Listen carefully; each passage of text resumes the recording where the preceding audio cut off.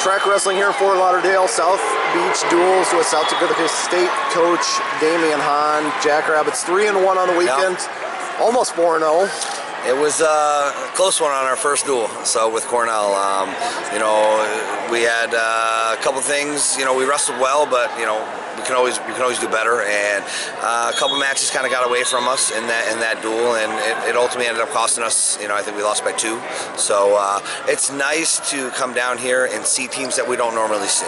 We get back, we head into our Big 12 schedule, so it's nice to come down here and see a Big 10 team. See a EIWA team, so it's good. And I'll be honest, how the event is laid out, it's a great event. It's kind of a little bit laid back. It gives our guys a little bit of a little downtime outside of the matches. We're not getting up at 5 in the morning. It's more like that NCAA tournament time frame. It's good, and our guys enjoyed it, so they did well. What pleased you most? The effort. We stress to our guys day in and day out, maximum effort. That's what we talk about. We drill that home, because if you give maximum effort, we can never be disappointed with the outcome. All right, and what we did here, Sunday, Monday, that was maximum effort. Our guys, they came together. We took top quality guys down to the wire in individual matches where we could have won. And for some of our young guys, we have a young team. For our guys to be able to do that and see what that effort will get them, it's huge. It's absolutely, it is vital, and we couldn't be more proud of when they go out there and they perform like that. Win or lose, maximum effort is the absolute key. Where have you seen the biggest growth from year 1 to year 2? Having a little bit more depth. That first year, we kind of had what we had, right? When we came in, our staff, we had to make the best of what we had at that time. Over the course of a year, we've been able to kind of lay down the foundation of how we want our program to run. And I have a staff, Cam Simons, Cody Caldwell, and Chris Dardanes, that there's nothing beneath them. There's nothing beneath any of us, and it is about these kids, and we, day in and day out, we do everything and anything for them to help them reach their goals. And we're laying down a foundation. We're laying it down, and we're running it how we need to run it to be successful. And we're creating that culture of success, and that's the biggest difference from year 1 to 2. What has Danny Vega brought to your lineup? Huge. Anytime you have a 125-pounder that can go out there and put up, he just pinned the number 10th ranked guy in the country, I believe.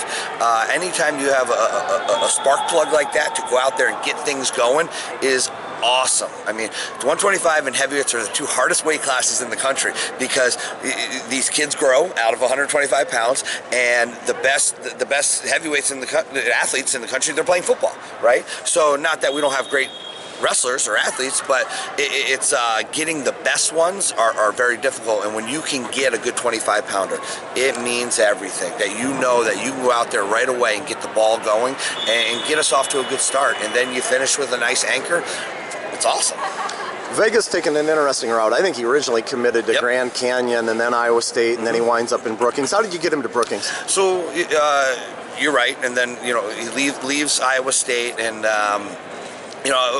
wrestling's small, wrestling world's small, so we have connections one way or another, and we got a hold of him and asked him what he was doing, and he was back home. It didn't work out for one reason or another at Iowa State when the transition changed with the coaching, and so he went back home, and we got a hold of him. We said, listen, come back out to Brookings, and we'll walk you through the process. We'll sit down with the academics and go over everything and show you what we're building here at South Dakota State. I think some of that, a lot of people don't know, South Dakota State, we have 12,000 students at our university. So Cornell, 14,000. I've been kind of stuck in that range, for the past 14 years, and I know the touch you get, right? I know that personal experience that you have. You don't get lost in the mix. And when he came out to Brookings and saw the town and got familiar with you know, our support staff, our athletics, our academics. I mean, he fell in love with the place.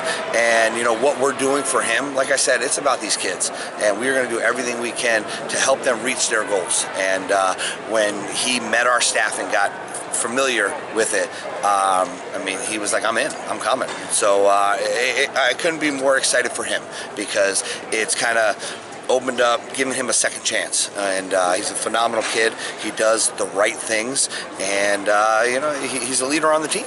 You know, I mean, coming out right out of the gates, 125 pounds, being a junior. I mean, he's a leader on this team, and I couldn't be more happy for him. Tanner Cook, we were talking off camera. You said super dangerous. He had a huge pin for you in the Michigan State duel that really turned things around there. What makes him so dangerous? His style.